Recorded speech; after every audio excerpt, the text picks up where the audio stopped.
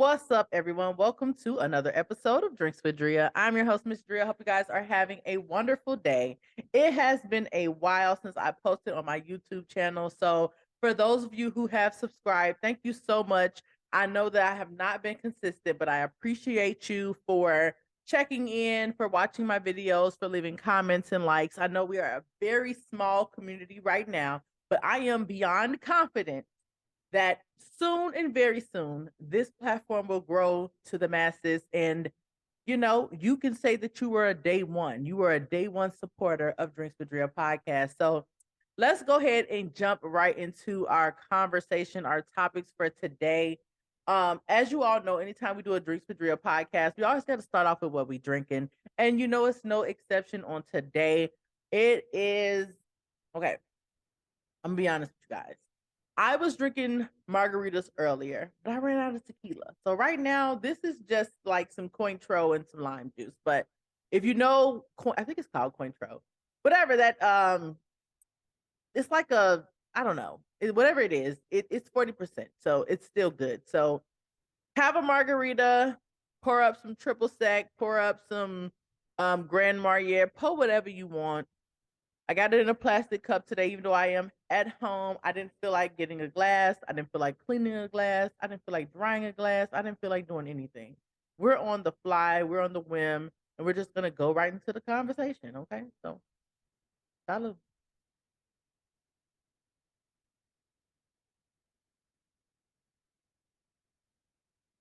I ain't never had to take that sip like that. Anyway, I have to come on here. And if you're following my podcast, the one that's on Apple, Spotify, and so on and so forth, I already talked about this whole Lizzo situation, but every day new developments are being released. And so I feel like, well, it's still a hot topic. Why not continue to talk about it? So if you don't know what I am talking about, Lizzo has recently been in the headlines, and not for her body positivity, not for Lizzo being Lizzo, her antics, everything that makes her who she is. She is actually being accused of some pretty nasty things.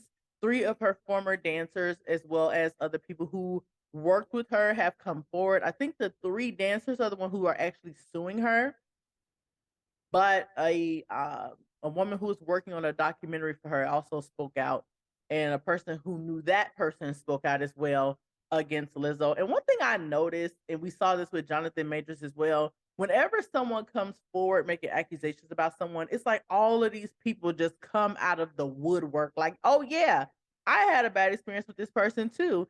And there are a lot of people who most likely had great experiences with her as well, but they're quiet because I think people want to be careful before they jump to someone's defense, because you never know if something is true or not true. If it's true that Lizzo is less than perfect, if it's true that she can be a diva, if it's true that she may have been an asshole or unpleasant from time to time, that's completely understandable and believable, because heavy is the crown. Wait, I said that wrong. Heavy is the head that wears the crown. And what I mean by that is because we're always hearing people talk about, oh, this person, this celebrity is really an a-hole in person. We heard it about Steve Harvey, we heard about Ellen. And we have to realize that these people are just people, right? And for the most of us, we don't have millions of people watching our every move. We don't have people on social media criticizing how we look, how we talk, how our art is. We don't have people constantly critiquing every aspect of our life. So add that to a Black woman who's brown skinned and heavy set, which is Lizzo. She gets that times 1,000. So if in person she's guarded, she's not interested in talking to people, she's standoffish, I can completely believe that, and I can completely understand that, because sometimes when you're that person who's constantly in defense mode, you don't know who to trust. You don't know who you can let your guard down around. So it's believable, and I can't fully fault her for that. I can't fully fault any celebrity that's not the most nice and pleasant when people meet them in person, because they just want to live their life. Your talent might be painting walls. You're probably not going to have lines down the, road to see you paint walls.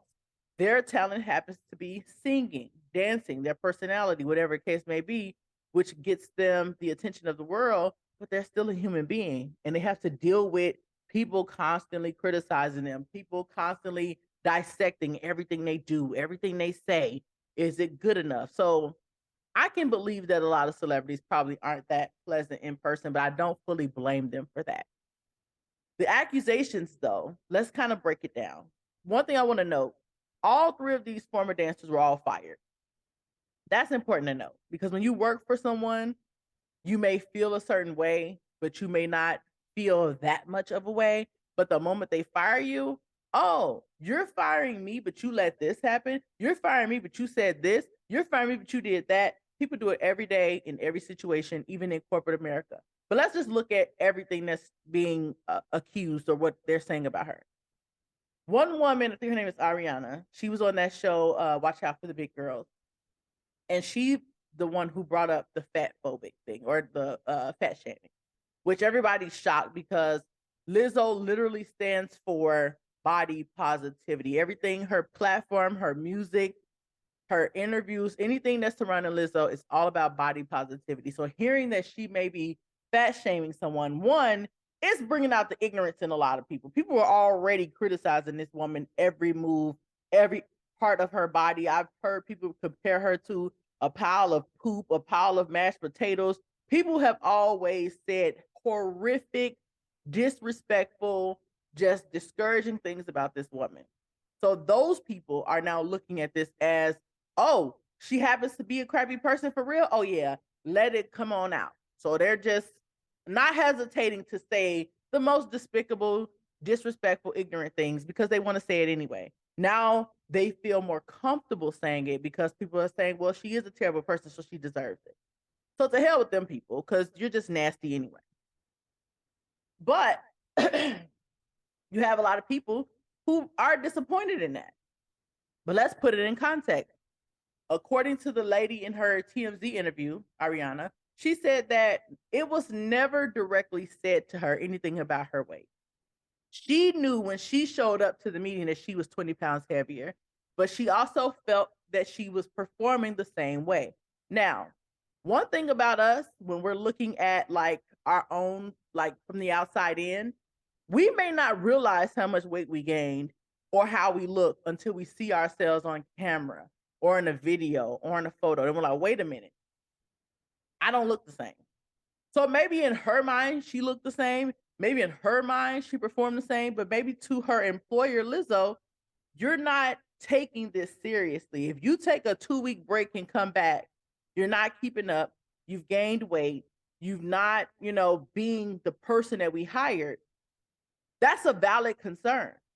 Regardless of her hiring people who she knew dealt with issues with their weight, regardless, you have to take your craft serious. So based on the conversation that she repeated, it may have been Lizzo being like, hey, are you really in this? Do you take this serious?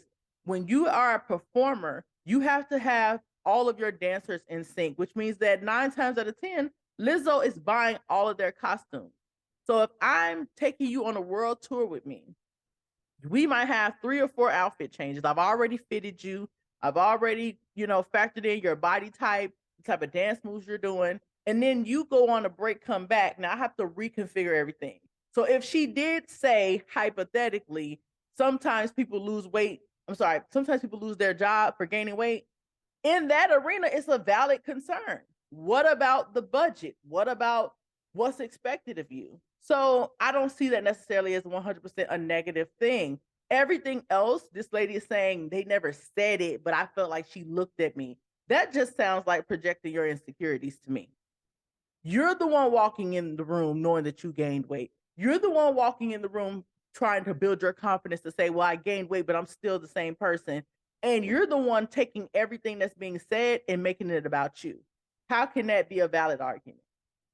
The other argument one lady came up with is saying that she and Lizzo had a disagreement. Lizzo got upset. She balled her fist. She said, oh, you so lucky. And she was kind of having to be held back.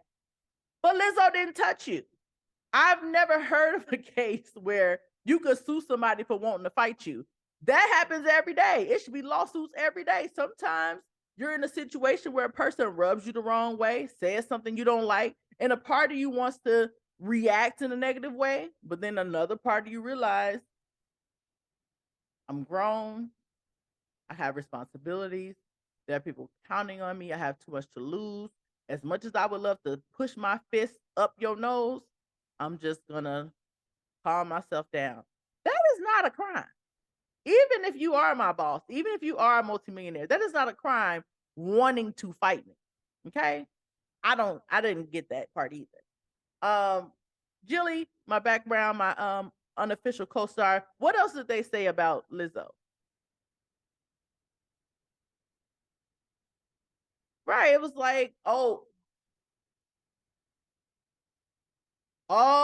that's the big one. So the sexual harassment case. Now, in recent years, sexual harassment, sexual assault, sexual misbehavior, whatever, like all of these things have been redefined, right? Have been dissected, and people are trying to like take certain actions people make or take and say, this is what this is, and this is what that is. So basically, what they said was, and this is actually something that Lizzo spoke about publicly, where she said that she went to this I think it's called banana or something, I don't know, whatever the place is. It's like a new bar where they perform different acts for the audience. I'm not going to go into too much detail because my off camera co-host is under the age of 18, so I'm not going to get into too much detail, even though she knows it's all over social media. But anyway, basically, it was some lewd acts happening.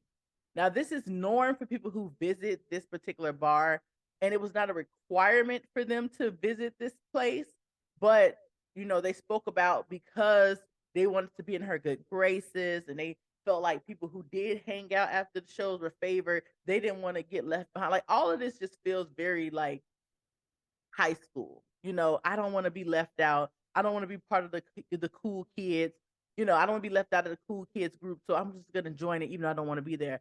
I'm pretty sure as long as you showed up to work on time, stayed in shape enough to keep up with the performances, and did a damn good job, I'm pretty sure you would have stayed in her good graces with that. You don't have to go to the after party. You don't have to feel like you have to do something you don't want to do, but I also understand the whole power dynamic that has been called to the floor, specifically during the Me Too movement, because it's like, can you realistically say that this is a consenting adult when you're in a position of power?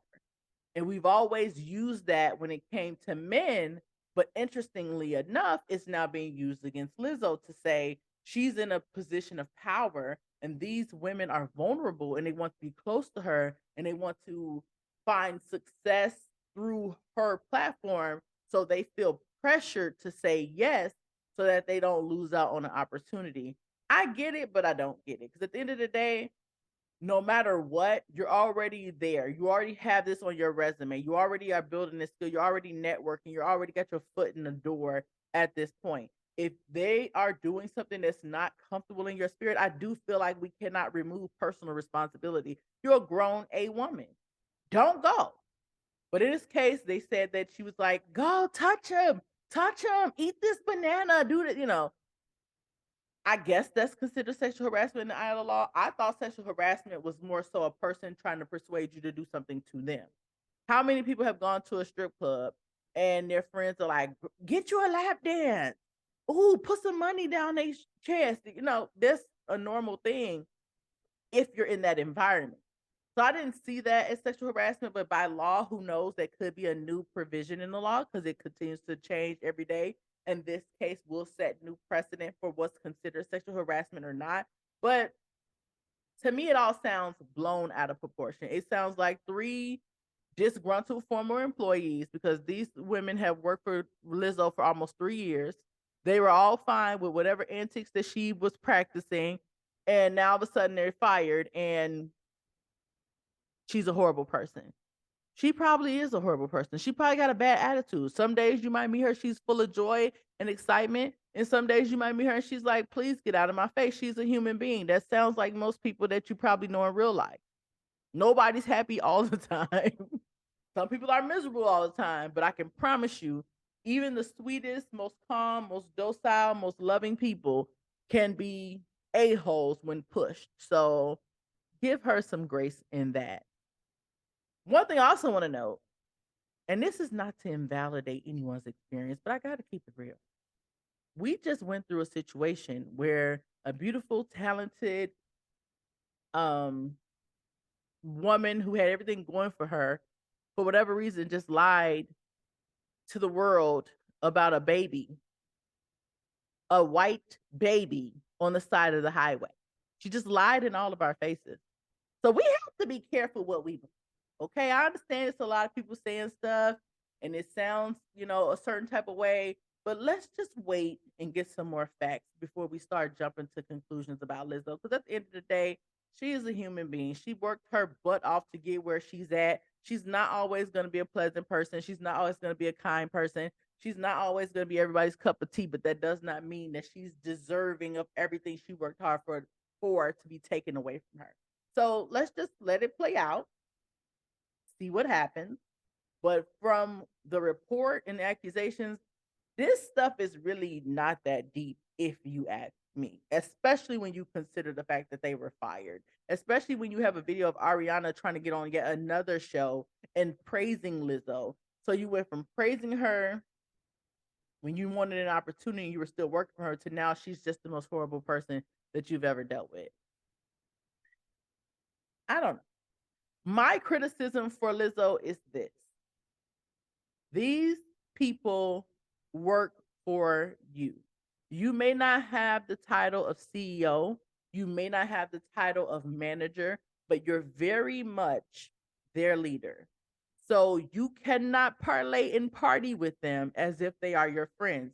As a person who's worked in some capacity of management for the majority of my career, trust and believe me when I say because there's been plenty of times, because I am who I am. I'm a conversationalist. I like to talk about, what's going on in the world, whether it's politics, whether it's global issues, whether it is pop culture, financial matters, anything. I love to have conversations, but I have to remember sometimes because you hold the title of manager or leader, people might feel like they have to engage with you. They feel like they have to say something that may appease you. If you try to get them to like support your child's raffle, you have to be careful with that. Because are they just supporting you because you're their manager and they don't want to, get out of your good graces, or are they genuinely supporting you? So even at a much lower level, people have to deal with this. And maybe you don't see yourself as a CEO, maybe you don't see yourself as a manager, but it is literally the name Lizzo that is on that marquee. It is literally your name that's on their checks. It's literally you who they are working for. You cannot kick it with them after the show at a strip club. You cannot talk to them like you talk to your friends. You shouldn't even be trying to bring them into your personal world like that. So I hope you take this as a life lesson. You are a boss. You are a CEO. You cannot party and parlay with your team. It just is what it is. This is your reminder, Lizzo, to move like a boss, because that is 110% what you are. Another note on Lizzo, which I don't even know how to feel about this. I don't know if you guys seen it, but it was a woman, and I don't even know if she was serious, but it was on the Shade Room today. And I don't even know how her name was Elizabeth. You can look it up on TikTok. This woman came forward because for some reason, when someone's getting jumped, people like to jump in and get their lick in. But this woman decided to come forward to speak about how her boyfriend in 2016 left her for Lizzo.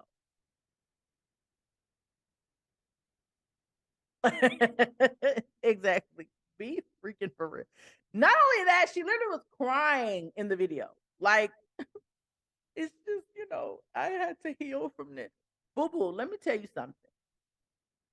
People are not property. Even though they had us enslaved, we are not property. We have free will. That man had the free will to date you. He had the free will to change his mind, and he had the free will to date somebody else. It may not be nice. It may not be kind. It may not feel good, but you never owned him. So he could not be stolen. Okay. Can't steal people. Okay? You can't steal people. People make choices every day. We might not like the choices that they made. Their choices may impact us, but nobody cares about this man leaving you in 2016 for Lizzo. I don't know if she's referring to the guy who Lizzo is currently dating. I don't even know who she's talking about. But like, girl, Lizzo got enough ish going on right now. This, even though if people really took the time and used common sense to read what she's being accused of, you would realize that this is really not that deep and it sounds like three disgruntled former employees. But people love to build people up only to tear them down. The people who are criticizing Lizzo are really just criticizing her because they want to see her fail. She rose too high. She got too successful. She did too well because people want to see you do good, but never better than them. Let me repeat that. People would love to see you do good. Oh, Lizzo, she's so beautiful. She's so talented. I'm rooting for her. And the moment you hear anything about her, oh, that, y'all are too quick to tear this woman down. Relax. Because look at the human in you. And the human in you is probably 10 times uglier than the human in her. Calm down, people. It's going to be okay. To that young lady, girl, move on. Like, move on. Okay. Any person who walks out of your life did not deserve to be there in the first place.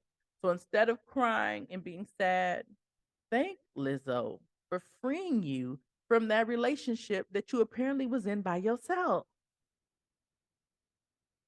Salute. I don't know what y'all put in y'all cup, but salute. Moving along. Speaking of being by yourself, I came across this topic. Oh wait, I wrapped up Lizzo and I didn't get my little message. Lizzo, girl, I did. Oh, you're a little tipsy. Okay, Lizzo, we love you. You know, you still our queen. Until I see some evidence, until I see a little white baby in a tank top and a pamper running across the highway, I am not believing nothing them heifers say. I still believe in you, Lizzo, and I know you will come out on top. Okay, moving along. Came across a topic on TikTok, or I think it's that show. It's a very popular podcast that says tonight's conversation or something like that. And these people, I haven't fully listened to a podcast, but I catch all the clips on TikTok. And let me tell you, these are like some young millennials or maybe older Gen Z. I'm not quite sure. But these people got their head on straight. Okay. They talking some good talk, some real talk, some grown talk, and I appreciate it. But one of the topics came up, which I wanted to talk about today, was this concept of being a single, no, a married single parent, a married single parent. And the concept behind this is that you could be married to your spouse. Generally, it's the woman's perspective. You married, you had the baby, but you find yourself always being called on. You find yourself the one who has to wake up in the middle of the night. You're the one who has to sacrifice your job. You're the one who has to sacrifice your sleep. You're the one who has to sacrifice your time. You're the one who has to share their plate. You're the one, it's always on the mother. And it seems like the father is sleeping peacefully. Whole house is in shambles. And the baby, the man, the husband is just, that's not husband, y'all. And you're like, how the hell are you sleeping peacefully? And this baby is over here crying and I can't get no rest. And I'm speaking on this because I have a little baby. She's one. And sometimes I felt that, like, come on, how you resting peacefully? And I'm sitting here up all night. But I'm fortunate enough to have a 19-year-old, a 14-year-old, and a 1-year-old. Don't try to calculate my age. My job is be quiet. But I get to see how, even though right now, when my baby is one, as the mother, I am more hands on. I have the privilege of seeing my husband with his older kids who are in need of being dropped off at practice, who are in need of getting dropped off at work, who need this product or who needs this advice. They're going to their dad. And I just want to caution wives specifically who are in the situation where you feel like you're a single parent, just try to give some grace because our nurturing spirit, we're better with babies. We have more patience. We can deal with the crying. We can deal with them being sick. But when those teenagers get in here and their mouths be mouthing, our patience seems to disappear. But that's when the daddy shows up and the dad lets it be known. Hey, get it together. Let me give you some game. And they tend to just be a little bit more willing to listen to, a little bit more calmer, a little bit more dependent on their dad, and mom becomes obsolete. So just be patient. I understand when you got a little baby at home, you want it to be equally with your partner. If I'm up, you up. If I can't sleep, you can't sleep. I get all that. But we have our different roles as mom and dad. And if that man does step up in the times where it's important for him as the father to step up, he got to give some grace in that situation. So I just say, even though I'm pretty sure there are some situations where it don't matter if the kid is 1 or 15, that father is disconnected. I'm not talking about those guys. I'm talking about the ones who may have little patience for a crying baby, but have all the patience in the world for an angry teenager. Try to look at the whole picture, see where he's at as that child gets older, communicate. Hey, I feel like I'm in this by myself. What are you doing? We need to have some balance. Some nights I need you to get this baby so I can go to sleep.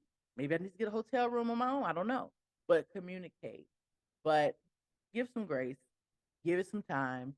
Sometimes in different phases of your child's life, maybe mom is more in the picture, maybe dad is more in the picture. But at the end of the day, your goal is to do it together.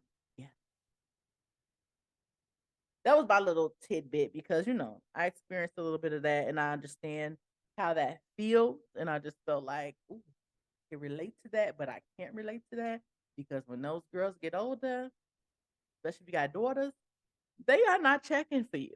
Okay? They are not checking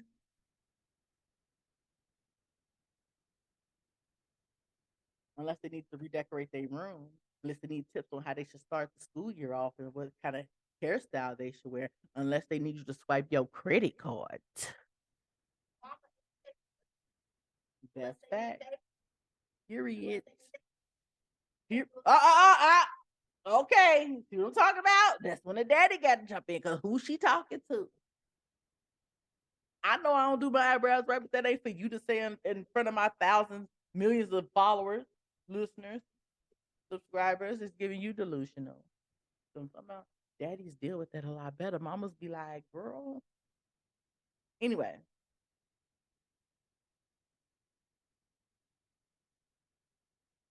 can we talk about this? Come here. Come here. I want to talk about this. Come on down. So this is impromptu. This wasn't planned. Okay. To the mamas out there, the mothers of girls, I just got a question for you, right? How much is a reasonable amount to spend when you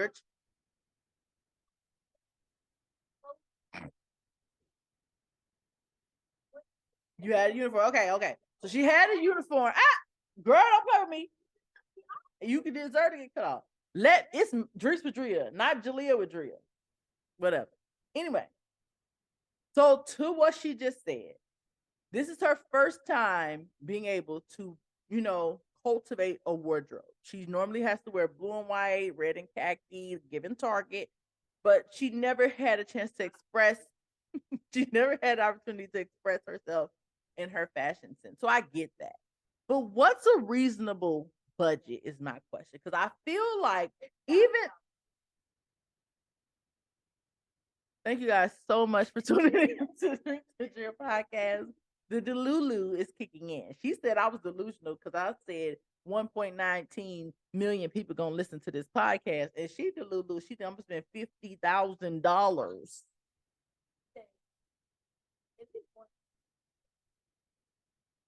Let me tell y'all about when I grew up.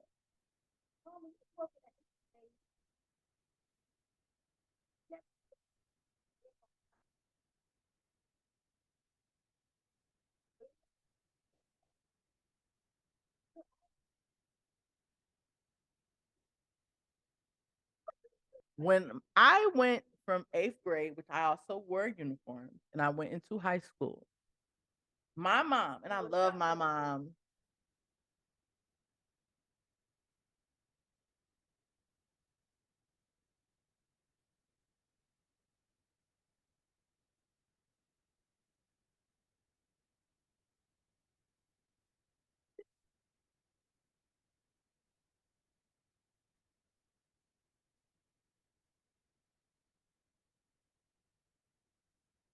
You see what I'm talking about?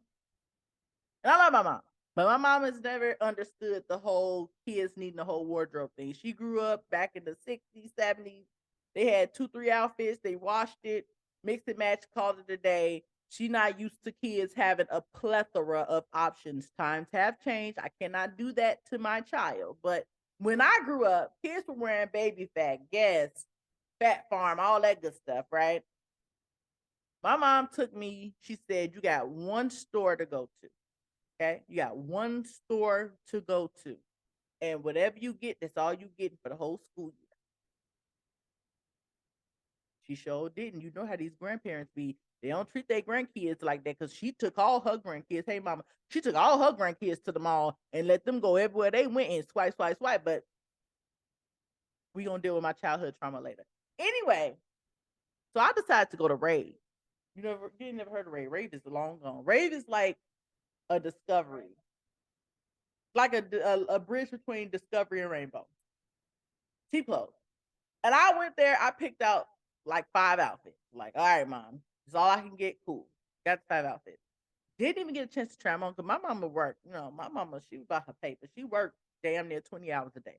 So I don't fault her for any of this. There's no real childhood trauma associated to it because I get it. She was a single mama. She did what she had to do. She had two sons, a daughter. She had to make sure we was straight. We never slept in a car. We never went without. We always was fed. So this is no shade to my mama at all. But she grew up in a different time. Clothes was not that important to her. She had to get back in that bed so she could be rested for her 20-hour shift the next day. So I love the sacrifices that my mama made, and I am not in any way. I just want to make it known because she'd be like my one viewer sometimes. Anyway, anyway, but yeah, but that was what my experience was, and I got like one or two pair of shoes. And look, the first day of school, right? Put the outfit on, and y'all know I'm tall. If y'all don't know, I'm 5'10". And I didn't try none of these clothes on. So the first day of school, me and my homegirl, my mama, I think my mom or my brother, I think my brother dropped us off. So she's like, "Oh, you cute," because she just saw me sitting down. When I got out of the car to walk into ninth grade on my first day, my pants were flooded. I had on these cute khaki pants with like this cute top. Like it was cute. But it wasn't made. Like, thank God. I wish Fashion Nova was a thing back then. Fashion Nova just make all they pants long. I love it. I don't have to do nothing but just put them on. I don't have to cuff them. I don't have to try to squinch down and hang them off my ass like these dudes do. I get to just feel like a normal lady, put some clothes on, and they just be nice and long. Fashion Nova, where was you in 19? Anyway, but that was my experience. But this girl here, this one right here, this the middle one. 14. She want it all. She want all the shoe colors. She want all the accessories. She want this nice like $200 hairstyle. Girl, I had like a quick weave for my first week of school. But quick weave, nah, quick weaves back then was like $45. Quick weaves stay about 150, okay? But I mean, I just don't want her in the morning every day. I'm getting too perfect. But y'all know how when you got your child have natural hair and like they get weaves and they leave out and he just constantly burning their hair. I don't want that for her. So I'm like, all right, let's just go and pay the extra couple dollars and get it twisted. I don't want her hair all burnt out. But anyway, but she,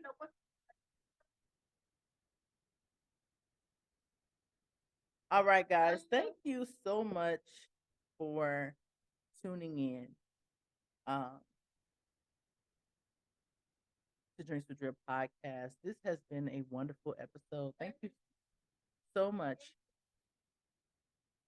to my lovely.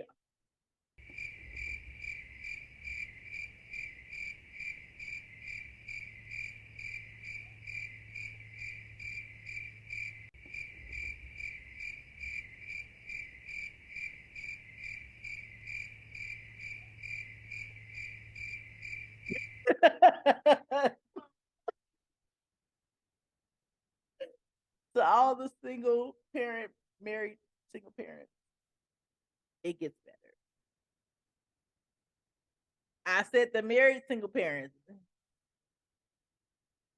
because this is his problem. I'm done. All right, can I wrap up myself? Like seriously, we'll talk about that off camera.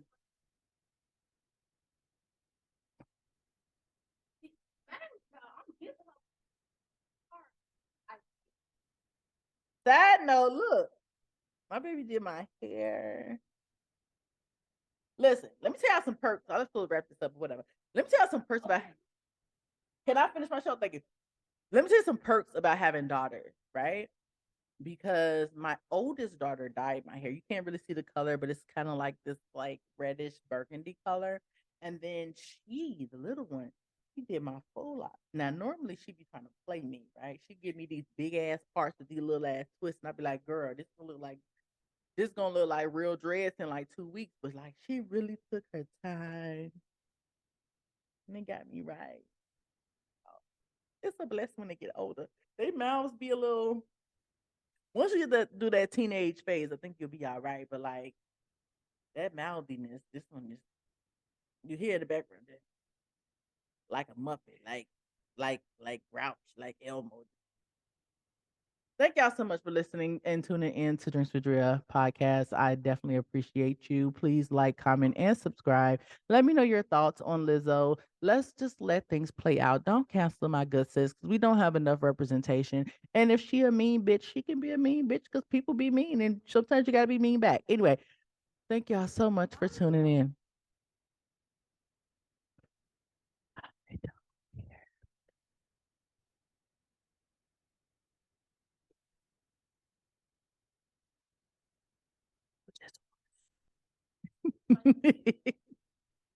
Tune in. Talk to you guys later. Bye.